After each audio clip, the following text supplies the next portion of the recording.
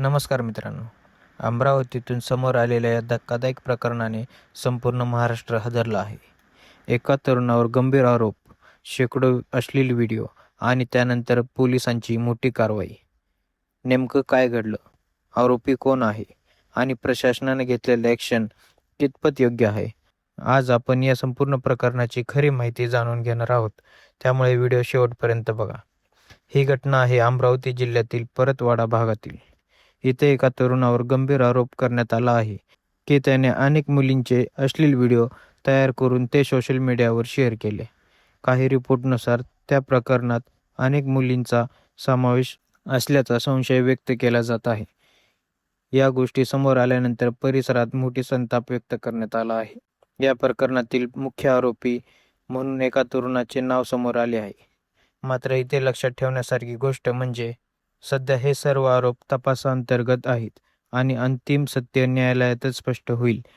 Social मीडियावर या व्यक्तीबद्दल अनेक दावे केले जात आहेत, पण अधिकृत माहिती फक्त पोलीस तपासातून स्पष्ट होईल. प्रकरण समोर आल्यानंतर पोलिसांनी तत्काळ कारवाई करत आरोपीला अटक केले.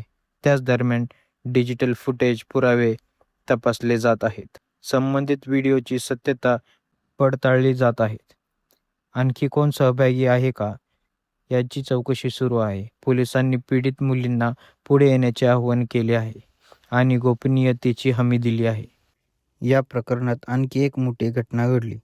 प्रशासनाने आरोपीच्या घरावर बुलडोझर कारवाई केल्याची माहिती समोर आली आहे.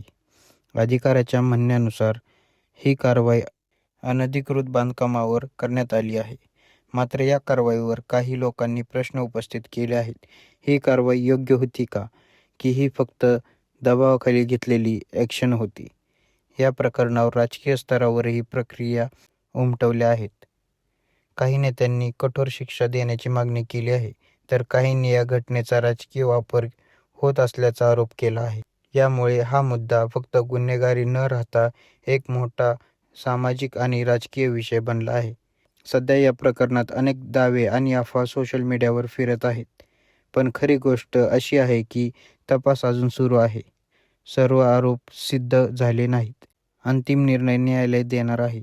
म्हणून कोणतीही माहिती शेअर करताना किंवा विश्वास ठेवताना काळजी घेणे खूप महत्त्वाचे आहे.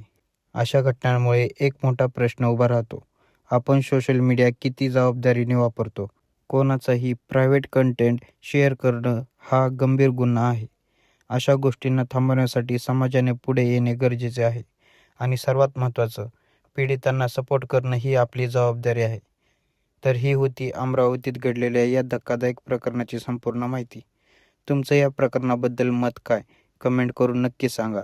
आणि अशाच अपडेट्ससाठी आपल्या यूट्यूब चॅनल प्रो कॅपिटल मोटिवेशनला नक्की सबस्क्राईब करा.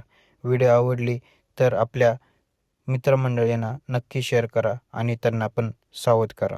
धन्यवाद. जय महाराष्ट्र.